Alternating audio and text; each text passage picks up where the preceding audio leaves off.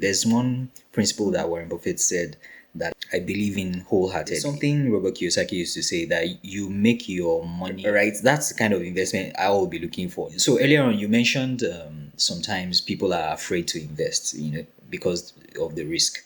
And the other end of that spectrum is where you find people that are afraid to miss out on an opportunity. So so they're like, oh, everybody is doing crypto now. Let me too get into it. Everybody is doing this. Let me jump into. Let me jump on that bandwagon. And that's also a problem in itself, because I've just come to realize that there will always be an opportunity. There will always be something. Take your time, understand what you're investing in. There's one principle that Warren Buffett said that I believe in wholeheartedly. Don't invest in something you don't understand. So what has really changed in that period is now I take my time to understand whatever I'm investing in and why I'm investing in it. And the fact that something is a good investment doesn't mean I have to put my money in it. But I understand what I'm doing better now. So I don't do it just because, everybody else is talking about it, or it's a popular brand. That's one thing that has changed. Something else that has changed, I think, is also understanding that in terms of assets, when you're talking about paper assets or you're talking about physical assets like property, they both have their pros and cons. Neither is better than the other. It depends on where you are in your investment journey and what you're trying to achieve. So for a long time, I always felt that, wow, property was the in thing, but I couldn't get into it because it was very capital intensive. And that actually is one of the downsides of property, because it's very capital intensive. And not only is it just capital intensive, and it's not very liquid either.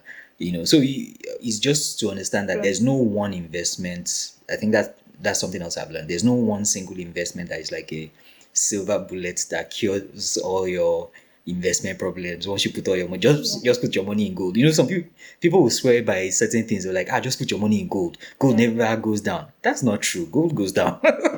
You're like, just put your money in property. Property as safe as houses. It's a British saying that it's as safe as houses. Yeah, maybe, but I mean, there was the housing crash in US in 2008. Yeah. So there's really no. It comes from people's this sort of like need, or to say, okay, I'm investing in this thing, it's safe, and that's all I have to think about. Just put it in this one thing.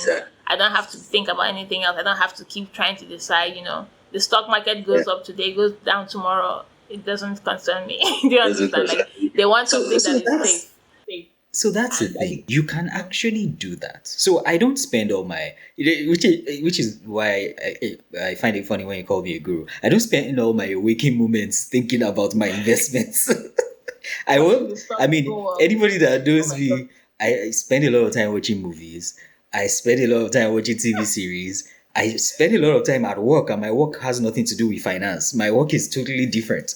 So I really don't have a lot of time to sit around checking every single stock every single time.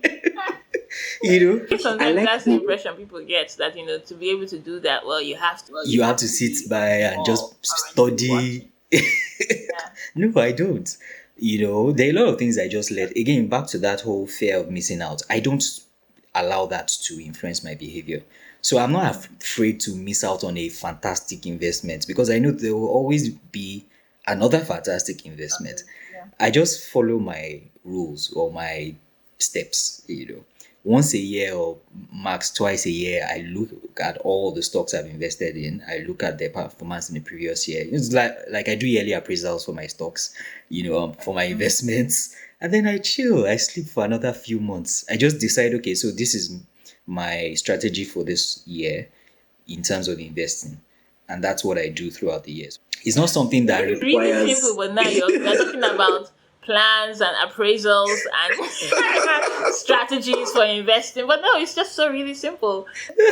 No. But my point is just the important thing is to have Have a plan. have a plan, right? That you Something apply. that It's not something you have to do. Like, you don't have to spend it every day thinking about your stocks and all that. You can actually set it and forget it. The stock traders that spend all their day, checking, has the price gone up, has the price gone down. What I always tell my friends is, if you buy the right stocks, then you don't have to worry if the price goes up or down, because you know in the long run the price will go up, or either the price goes up or you get your dividends, returns some way or the other. But either way, you are not going to make a loss if you are buying into a company that is sustainable, or an investment that is sustainable.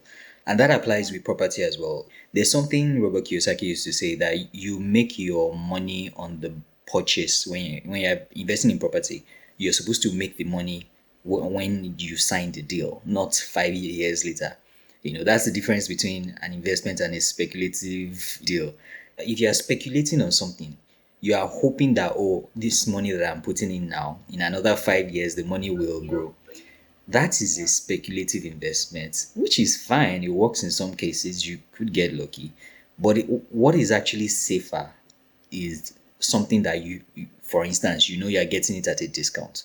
So let me use something. There's this bag. I can't remember the name of the bag. You might know it. That it's very, people consider it like an investment. It's very expensive. Like, Or like a designer bag. yeah, it's a designer bag. I can't remember the name. It's back or something. It has a funny name like that. That you can't. I think you have to apply to buy the bag. You can't even. They don't sell it to anybody, right? Like, they restrict the people that can buy it. Now the funny thing about that bag is, people buy it hoping that the price will go up, and usually the price goes up, right? But what if you could buy it cheaper than the going rate now? Right? That's the kind of investment I will be looking for, not to buy it and then sit and wait and hope and pray. So that's the difference. Someone that buys it slightly lower than the going rate, maybe from someone else that needs to sell it, or versus someone that buys it and then hopes that in 5 years' time the price goes up. The two of them are not in the same, they don't get the same value for their money. And that's how I see the importance of having a strategy when you actually do invest, so you know when you're investing what you're actually getting in that. In the last year, well, a lot of things happened in the last year, but I think two big things happened for you. One is that, well, you left Nigeria, you moved to the UK. How did moving to London affect this plan or your strategy, or the way that you invest strategy? Any income you make, right, is taxed, no matter where it comes from, right? So tax is a very big deal in the UK. It sound like it's not a big deal in Nigeria. So, interestingly enough, it is a big deal in Nigeria as well. And it's actually a way people could invest in Nigeria. One of the lessons I learned in Nigeria was that there are certain ways you can manage your taxes better and actually make money sort of from, managing your taxes well. Because again, when you look at it, whether you're in Nigeria or in UK, taxes are the biggest chunk of whatever goes out of your salary. And so if you're a 9 to 5 salary earner, 25% of your salary, or 20 to 25% goes to the government, just straight from source, right? If you can get that back somehow legally, then it's better than any other investments you could have out there, because it's very unlikely you would get 25% investments knocking at your door like that. So that was it. But here, your income tax could go as high as, depending on what you earn, it could go as high as 40% in some cases. So that's close to like half of what you're earning being taken by the government. I mean, they don't have oil here, so they take it quite seriously. And because, again, I'm an immigrant, I don't want any yawa to happen. So for the first, how many months when I got here, I just kept my money in savings accounts. I played it safe because I was like, how exactly do they handle taxes here? Right. So I tried to do some learning, do some reading and all that.